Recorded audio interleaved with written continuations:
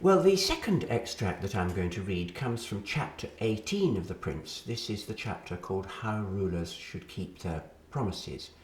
The chapter headings in The Prince are in Latin, and this chapter heading in Latin reads Quo modo fides sit servanda.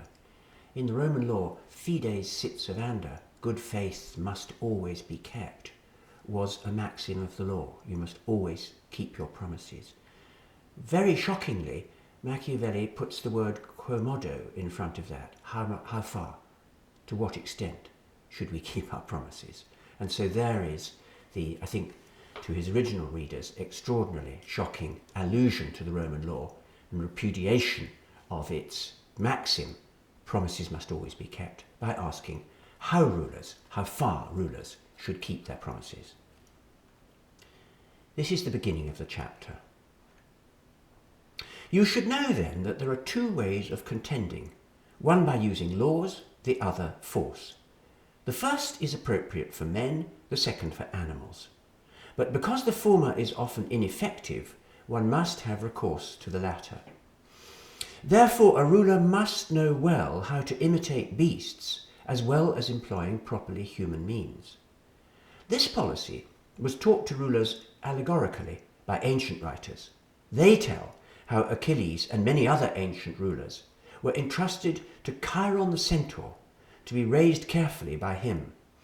Having a mentor who was half beast and half man signifies that a ruler needs to use both natures, and that the one without the other is not effective.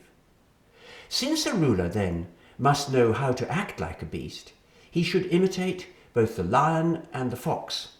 For the lion is liable to be trapped, whereas the fox cannot ward off wolves.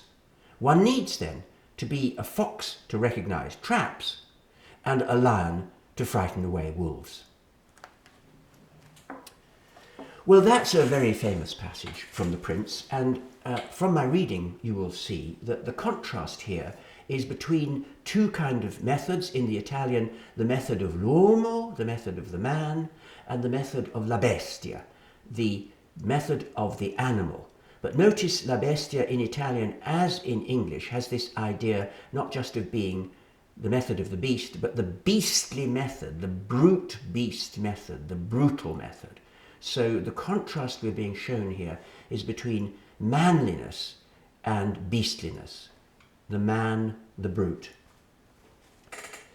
Now, the question about manly versus brutal methods is being raised here in relation to the issue which I see as fundamental all through this text, which is how the prince should act in order to maintain his state, how he should act, mantenere lo Stato, his Stato as a prince, and of course the institutions of the Stato given into his charge. How should he act in order to maintain them? Well, this is about the quality that enables you to maintain them, but what I really want to say about this passage is that I don't think you can really hope to understand it at all without seeing the classical allusions that it contains. Now, just a word then about the classical background, because it's very important to remember that Machiavelli is moving between Latin and Italian in this book, and that he is, of course, bilingual in Latin and Italian. So think of the Latin as echoing in his head, and remember that in Latin there are two words for man. There's the word homo, which means man or woman, and there's the word vir, which means man by contrast with woman.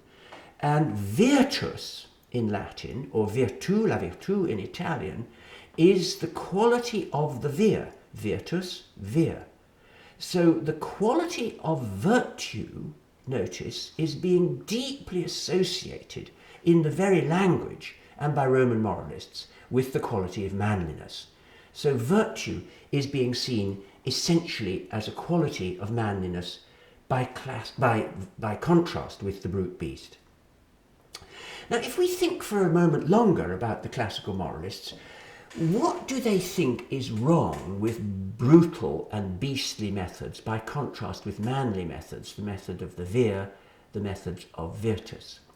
Well, the fundamental answer that's given is Cicero's answer, And it's given in his most famous text, which would have been known to everyone in the Renaissance, and it's known, by the way, that Machiavelli's father got it from the library for Machiavelli when he was quite a young man, and he read this book. This is Cicero's De Officiis, and I need to read you just one sentence or so out of Cicero's De Officiis, Book 1.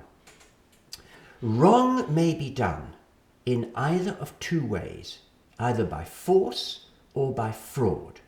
Fraud seems to belong to the cunning fox, force to the lion. Both are wholly unworthy of man. So notice, there's the contrast between the man and the beast, but you are told you must at all costs avoid the beastly methods. Why? Because they produce injustice. Wrong is done. Injustice is perpetrated by these means. And Machiavelli is picking this up in his chapter on justice. So what is Machiavelli saying then with these classical allusions? What he's saying, obviously, is Cicero is completely wrong, but notice he's alluding to Cicero, he's quoting him, he's also mocking him, he's satirizing him. He's saying, if you want to maintain your state, then that is going to require beastly methods as well as manly methods. It's really no use denying that. And so, if that is so, the virtuoso prince, the prince who's really going to succeed, will know how to use beastly and as well as manly methods, and so he will know which beasts he should imitate. Well, which beasts should he imitate? Well, we've just seen in the famous passage, he must imitate the lion and the fox. So he's quoting Cicero there, but ridiculing Cicero's moral earnestness. So what is he telling us, Machiavelli, about the classical humanism that was inherited by the Renaissance? He's telling us that it is ruinously in error in supposing that the quality of virtu, the quality that you need to maintain your state, can be equated with manly, humane methods of behavior.